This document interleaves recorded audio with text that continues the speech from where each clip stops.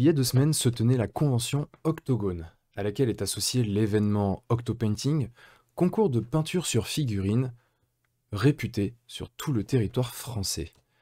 Mais derrière la vitrine paradisiaque se cache un univers pas toujours super jojo. Célèbre youtubeur se faisant dérober sa figurine inexistante, massacre de Space Marine à grands coups de speed painting, ou encore ville tentateur proposant des gammes de figurines auxquelles on ne peut résister. Plongeons ensemble aujourd'hui dans l'enfer des coulisses de l'Octogone 2022.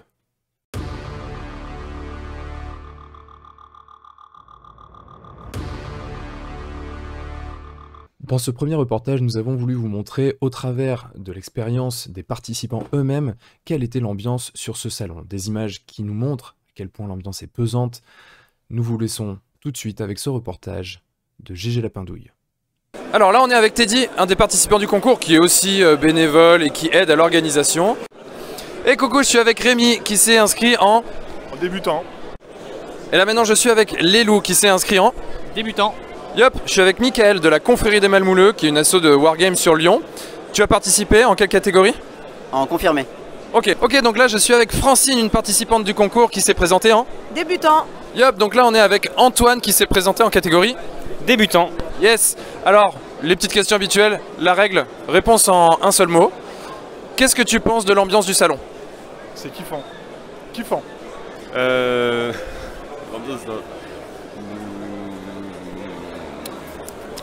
convivial. Super. Elle est juste extraordinaire. Super sympa. Super. Pourquoi participer à un concours? Je dirais que c'est pour... En un mot ou en plus en un mot. En un mot. Le fun. Faut voir et ça donne tout de suite envie. En un mot? Allez, en 3 max. Allez, c'est top. Retour d'expérience des juges et parce qu'il faut oser, et du coup on progresse. Je connais pas ce mot, il est très très long. T'as le droit à 3 mots. Ça permet de se lâcher. Ça en fait un peu plus. Se lancer. Ça c'est bien ça j'aime bien. Toujours en un mot, si tu devais définir la qualité du concours. Énorme. Haut. Élevé. Phénoménal. Difficile. Quelle est la plus belle couleur sachant que c'est le bleu? Le vert. Et sinon en vrai? Le bleu. Ah merci. Le turquoise. C'est vrai, c'est entre les deux. Le vert. Et en vrai? Le vert. C'est le vert. Et en vrai? Le vert. Ah putain, mais ils veulent pas. Ça fait 3 fois qu'on me dit le vert. Mais non, c'est pas le bleu, c'est rose. Et en vrai sinon? Le rose. Ah mince, ça n'a pas marché. Je dirais le rouge. Et en vrai? Le rouge. Ah putain, mais j'y arrive jamais.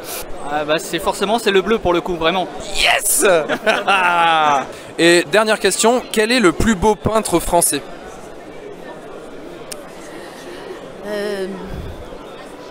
C'est pas moi. Seb Lavigne. Allez, ça balance. Je vais me faire des ennemis là. Je vais dire Nico. Allez, il a choisi. Merci Mickaël, à plus. Merci. Nico. Nico qui? Nico Dézé. Ah, il a quelques suffrages. Merci à toi. Merci à toi Guillaume. C'est moi? Allez. Je crois que c'est mon collègue à côté, Rémi. Ouais, c'est vrai. Guillaume. Eh oui, il est fort. Merci.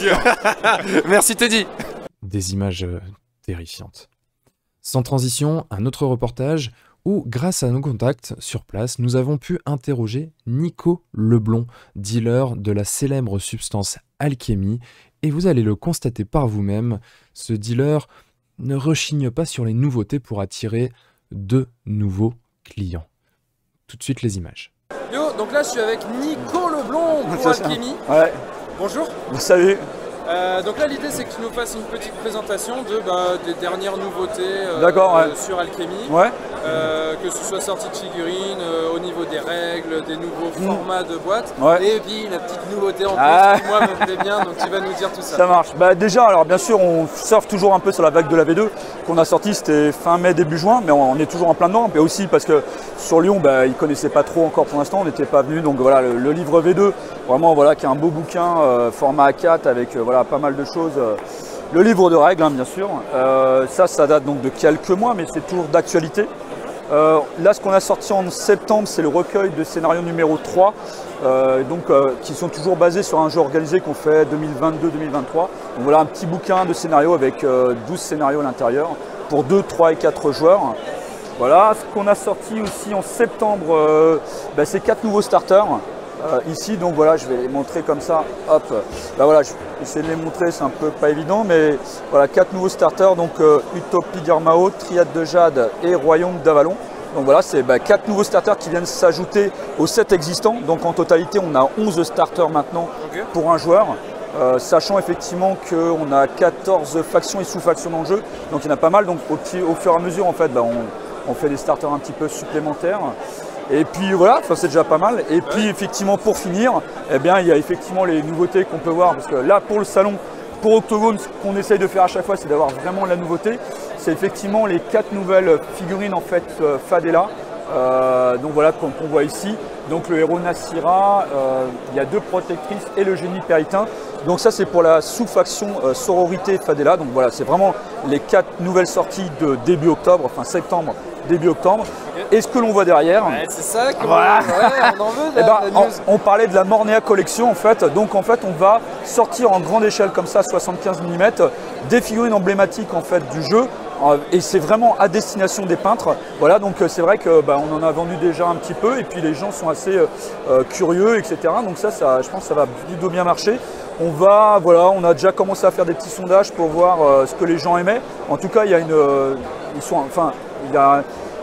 réception de ces nouveaux produits super intéressants. Ah oui, celle-ci, Chenze, c'est ça, c'est ça.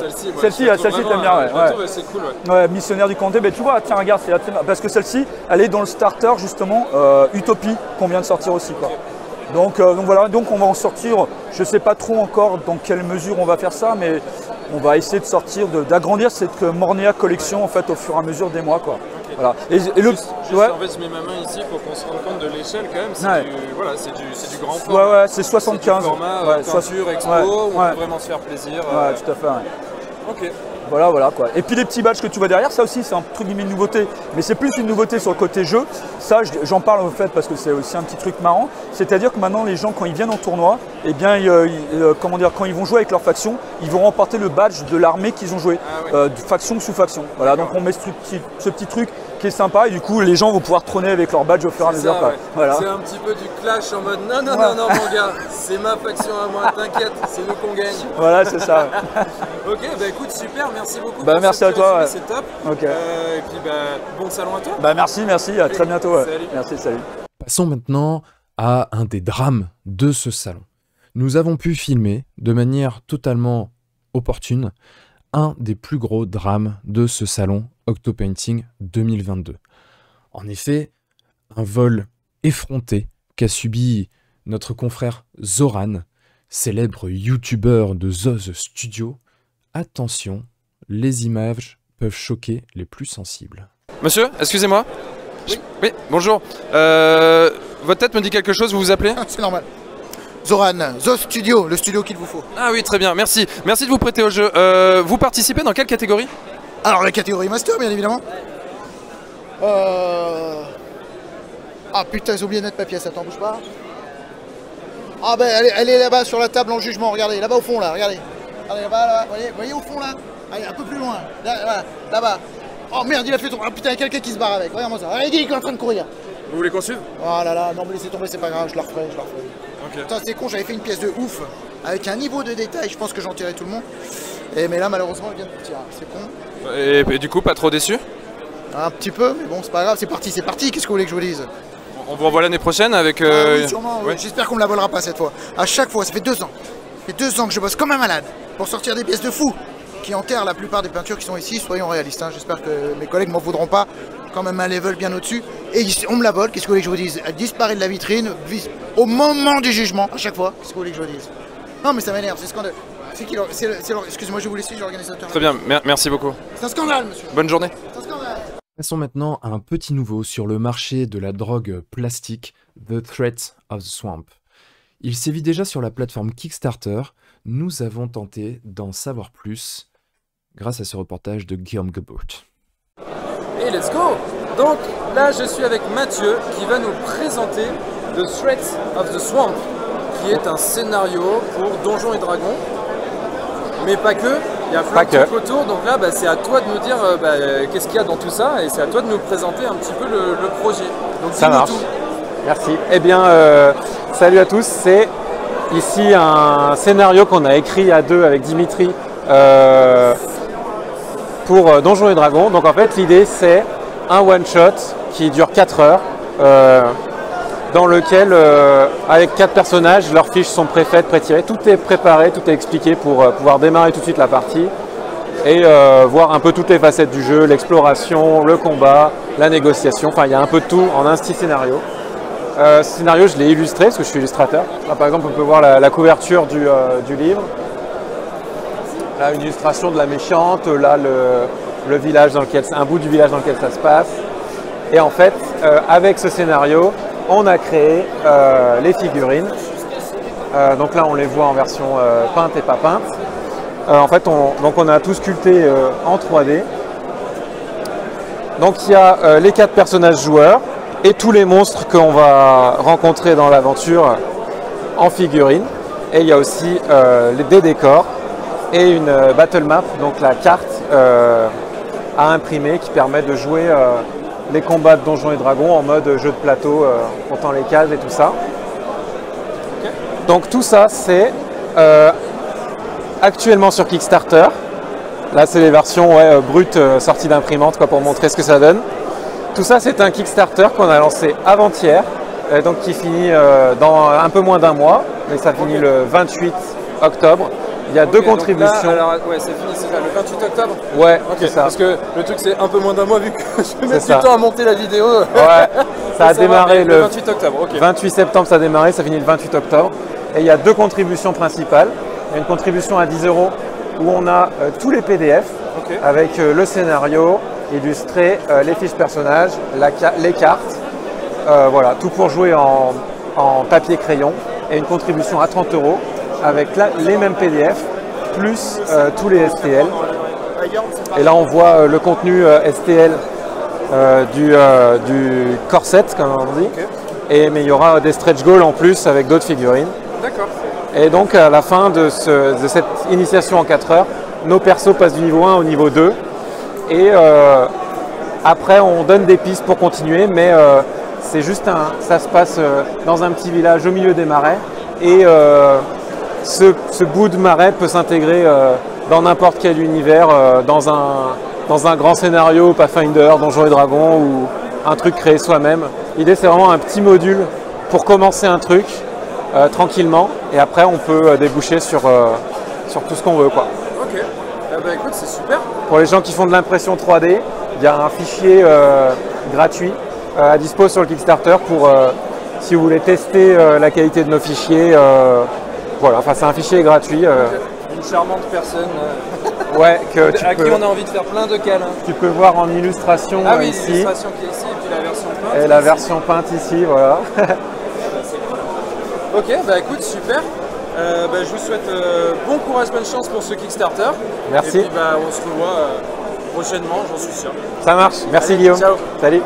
Alors bien sûr, devant ces phénomènes grandissants et impactant directement la qualité de ce festival, nous avons pu croiser quelques personnes déconfites, frustrées, qui exprimaient leur colère au travers d'une manifestation. Les images parlent d'elles-mêmes.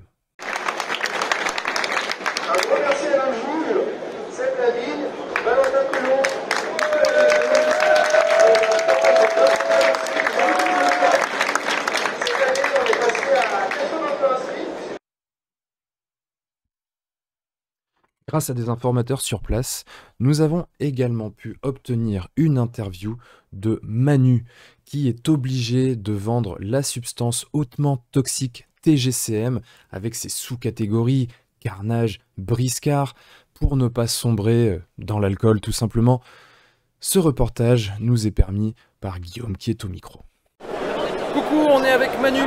Salut. De TGCM. C'est la collue, on se bouscule. C'est ça. Donc là, tu vas nous parler un petit peu de l'actu de TGCM. Bah écoute, quoi donc TGCM en fait il est heureux d'avoir fêté ses 10 ans fin août, donc il y a un petit mois maintenant. On avait loué une salle pour l'occasion, on a fait des... Oui, à Lille. Mais oui, à La Bassée juste à côté, vraiment chez nous, à 800 mètres de la maison, c'était bien pour nous. C'est cool. Et en fait on a organisé les premières finales championnat de France de briscard et de carnage, 22 joueurs dans les deux jeux, donc c'était très sympa de voir des gars de toute la France. Il y en avait de l'Hérault, il y a Alex qui est venu de Narbonne, c'est perdu dans le Nord. Il y avait vraiment du monde, il y avait des Lyonnais, il y avait des gars du plateau de Langres, etc. Ça faisait plaisir. Ça s'est super bien passé, on avait fait des petits goodies pour l'occasion, on avait fait une figurine collector, le dos d'offre qui a plu du feu de Dieu et qui était le thème principal en fait sur la communication. Des scénarios de la finale de briscard. Et voilà, on avait fait quelques goodies, on avait fait un concours de peinture qui avait été chapeauté par les canonniers, on avait fait des démos de peinture, il y avait Girio qui était en démo, il y avait Tommy en démo de sculpture, il y avait Marco et ses potes qui faisaient une démo aussi. Il nous a d'ailleurs laissé le petit manchot qu'il a peint tout le week-end. Ça a été vraiment une bonne ambiance, on avait fait des quiz le soir en buvant le pot de l'amitié pour faire gagner des vieilles filles sorties de gamme, tu sais. Et ça s'est vraiment super bien passé, donc on était vraiment, vraiment contents d'avoir pu proposer ça et offrir ça à notre communauté. Ce qu'il mérite bien, il nous avait vraiment soutenu sur le KS qu'on a fini fin mai. Et le KS, ça a été un petit peu compliqué, mais ça s'est bien passé. J'ai suivi, ça a été un peu jusqu'au bout, on ne savait pas, et finalement, yes. Ah, on a transpiré, je t'avoue que les 2-3 derniers jours, on n'a pas dormi beaucoup. J'avais envoyé des mails et tout, j'avais essayé de pousser moi de mon côté, mais c'est vrai que c'était un peu... merci, c'est cool. Merci à toi, merci à tous ceux qui nous ont suivis, et vraiment, on sent qu'on a une communauté solide et qui a envie que le jeu fonctionne. Et ça fait vraiment plaisir, ça nous conforte dans l'idée qu'on n'est pas là pour rien, quoi. Et donc le KS a marché, maintenant on est en phase de production parce que les modélisations se font au fur et à mesure. Là, donc le sujet du KS, on l'a sous les yeux en fait. Ouais, il y a une partie des figues, ça arrive au fur et à mesure là. Donc à l'écran, vous pouvez voir le guerrier Tembo et puis le novice qui est ici. Alors je sais pas si on se rend bien compte, mais la petite gazelle, la guerrière kémiste en fait devant, elle fait 75 mm. Donc imaginez un peu la taille des Tembo. De toute façon, le mieux pour se rendre compte, c'est ça.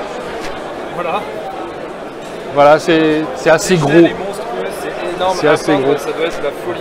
Mais au final, quand tu les mets face à des kélodes qui ont un carotte sur le dos, c'est pas si démesuré que ça, hein, et ça s'inclut très bien.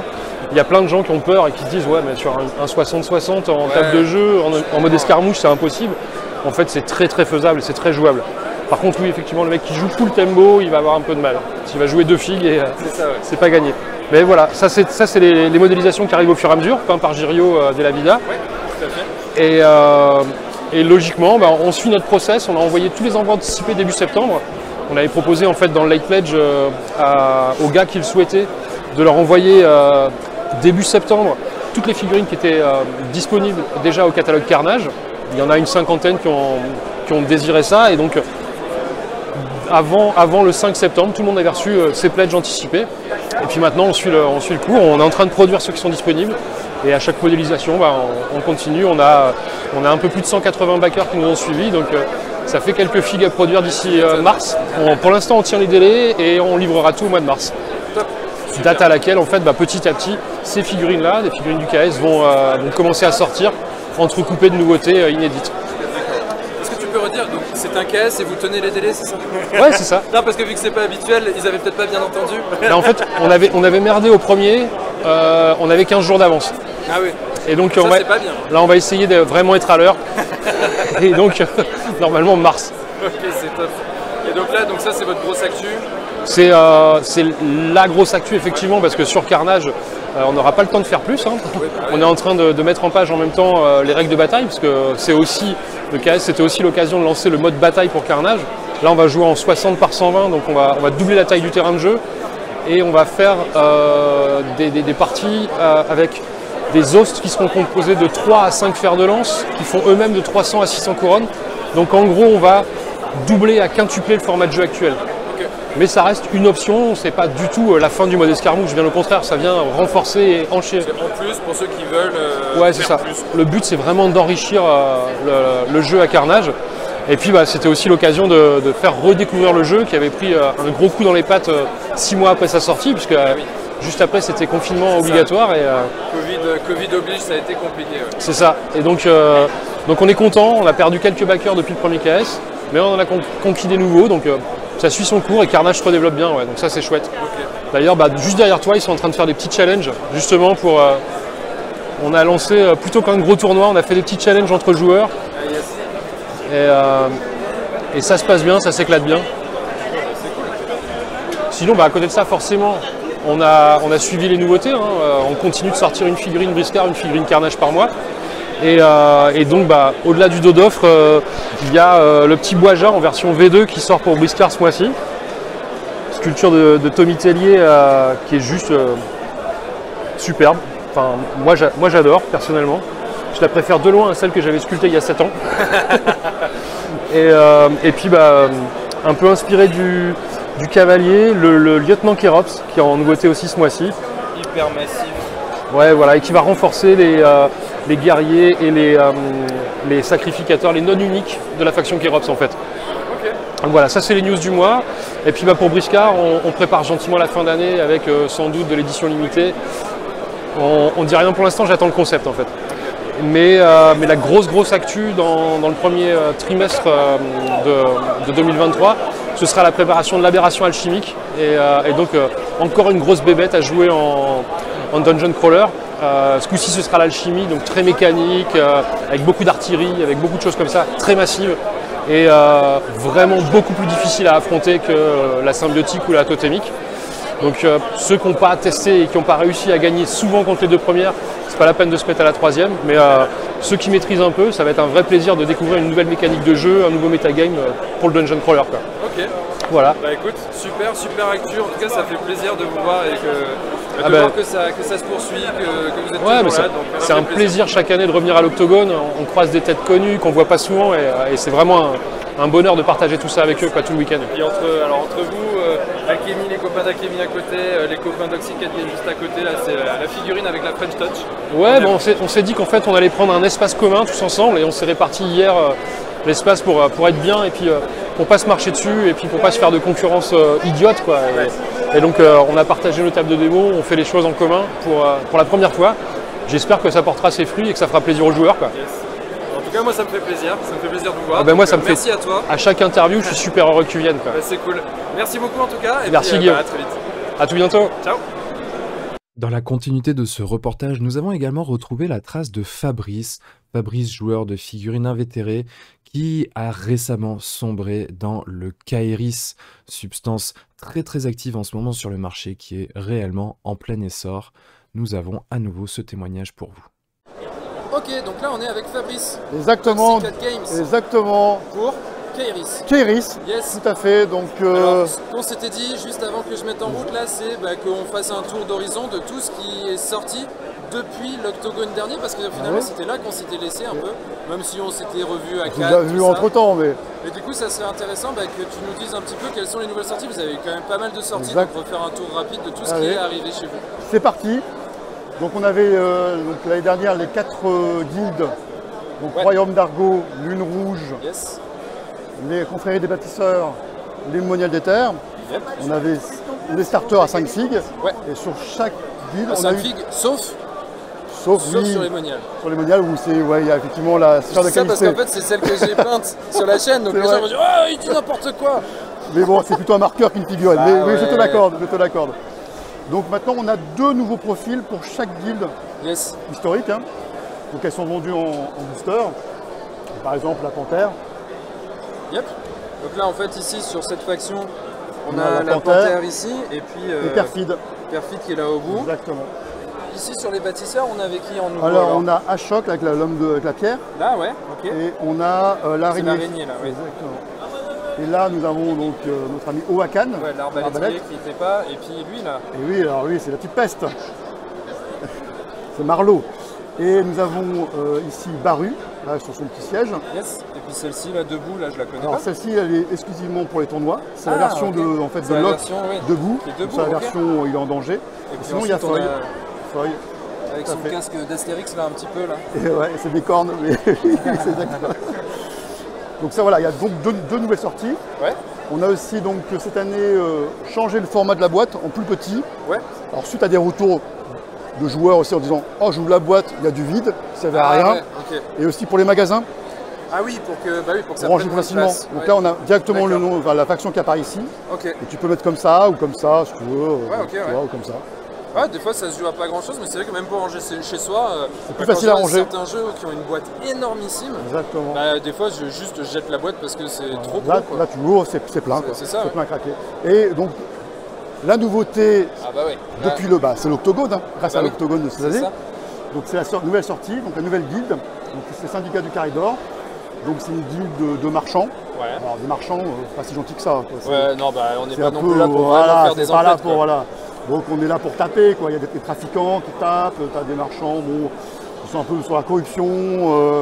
Là, on a Murmure qui est plutôt style marchand de sexe. C'est du marchand, mais du marchand un peu corrompu. Quoi. Donc là, tu les as en version effectivement non peinte. Tu vois par exemple les Win. Et oui, ce qui est important aussi, c'est qu'on avait donc 4 styles déterrés, les créatures magiques. On avait les familiers, on avait les métamorphes. Et on avait les changelins, donc c'est des gros, hein, comme par exemple Oaf. Et c'est la première fois qu'on voit un Ewin, donc le petit personnage en feu. Ok. Top. Donc là, ça veut dire nouvelle faction, mais aussi nouvelle profondeur de jeu. Nouvelle façon de jouer, effectivement. Il y a des nouveaux types d'unités. Il y a une nouvelle façon de jouer surtout. Donc la particularité pour ceux qui connaissent un peu Kéris, là on va jouer, chaque personnage est lié à une phase, une carte action. D'accord. Quand tu vas jouer ta carte 5 ou ta 2, tu vas avoir un pouvoir qui est très fort, gratuit, souvent. Et forcément, ça peut changer la façon de jouer aussi adverse. D'accord. Dire, je vais avoir ça qui va arriver, telle phase. Ça séquence différemment le tour de jeu. L'idée, c'est que chaque guilde ait un gameplay différent. D'accord. Ok. Oh bah top. Bah oui, on a avancé depuis un an, on a bien avancé. Ouais. Et puis là, en ce moment, alors du coup, pour conclure, c'est le petit tournoi qui est en cours là-bas, là. Petit tournoi. Par là. Ouais, tout à fait. Il y a 12 joueurs qui s'affrontent depuis ce matin. Là, c'est la deuxième ronde. Et il y a toutes les guildes qui sont représentées. Ouais, top. Notamment la dernière, il y a un fou furieux qui a peint toute la nuit pour les jouer ce matin. Excellent. Il y en a un qui a même fait ça, attention, il a acheté un buste et il l'a présenté au concours de peinture. Direct. Ouais, il l'a acheté hier soir, il l'a peint cette nuit et il l'a présenté. Bon, il n'est pas le seul foufourier, il y en a partout. Ouais, c'est ça. Peut-être que c'est le même, on en sait. Ça se trouve. C'est quelqu'un qui ne dort jamais. Exactement. Bon, en tout cas, merci pour ces nouveautés. C'est cool de voir que le projet poursuit son chemin, grossit, grandit et que la communauté le suit. Donc, top. On est très content, très satisfait. C'est vraiment cool. Moi, je suis vraiment content pour vous. Donc, je vous souhaite un super salon. Puis, on se dit à très bientôt. À bientôt. Ciao. Ciao. Et afin de conclure ce reportage d'ores et déjà affligeant, nous avons tenu à vous laisser sur des images particulièrement violentes. Nous tenons à préciser que les comportements que vous allez voir ne sont absolument pas à reproduire chez vous. Âmes sensibles, s'abstenir, des Space Marines ont subi des sévices incroyables durant cette séquence. J'aime beaucoup.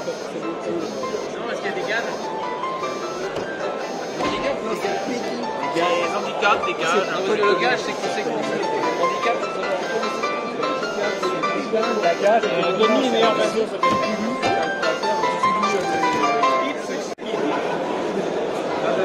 Je te fais les pipis avec ça, moi, madame.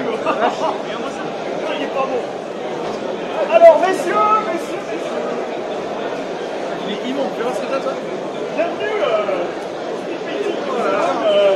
celui qui est donc le dernier, donc le meilleur. Le dernier du samedi. Vous allez donc avoir 30 minutes théoriques pour peindre le Space Marine qu'il y a devant vous. Sachant que pendant ce laps de temps, vous êtes obligé de peindre. Et voyez-vous comme vous voulez, je ne veux voir personne avec le pinceau qui n'est pas sur sa pièce. À part pour prendre de la peinture ou le tremper dans l'eau. Vous allez donc avoir 30 minutes pour peindre ce Space Marine. Et à la fin, je choisirai à mon bon vouloir, puisque je suis juge, juré et pro, lequel de vous pourra remporter cette merveilleuse épreuve, sachant que j'apprécie davantage l'audace et la féminité que la technique. Avant toute chose, est-ce que ça gêne sur séance de photos? Absolument pas. a le droit de rester habillé? Oui, vous avez même le droit. Parce que du coup, le gagnant aura droit à sa petite photo avec son petit sourire, sa petite figurine, comme ça, sur Facebook. Parce que c'est le prix. Sauf que vous allez prendre l'eau dans le gobelet d'à côté. Si vous avez plusieurs à côté, c'est ce que vous voulez.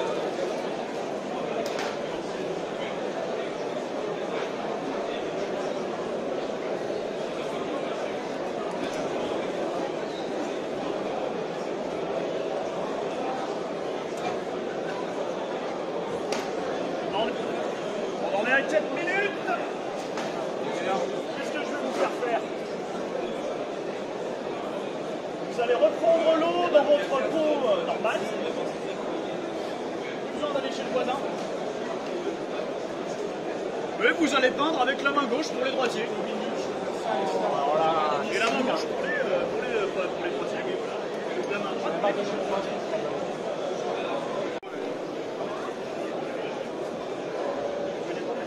Et vous rasseoir pour de vrai.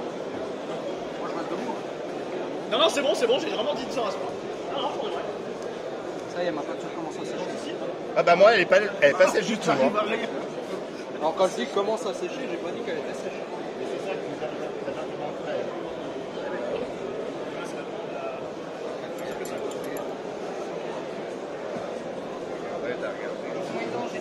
On a pas 7 minutes, vous allez devoir piquer les couleurs dans la palette du voisin, plus dans la vôtre. Mais c'est génial. Et vous avez le voisin. Mais on avait trop de temps. Ouais, je pense aussi. Puis pas assez de consignes. Au bout de 5 minutes, j'étais à peu près à ce résultat. Après, j'ai fait le swap. Tout le dessous est peint. Nous voici à la fin de ce reportage. Remercions Julien, Olivier et Guillaume pour l'organisation de cette partie figurine sur l'Octogone et remercions également Zoran et Fred qui nous ont aidés à la prise d'images, ainsi que tous les copains qui subissent avec moi tous les ans cette débauche de figurines incroyables. L'année prochaine, nous investiguerons sur le commerce illégal de nachos qui est grandissant et impacte de plus en plus fortement ce festival qu'est l'Octogone. Au revoir.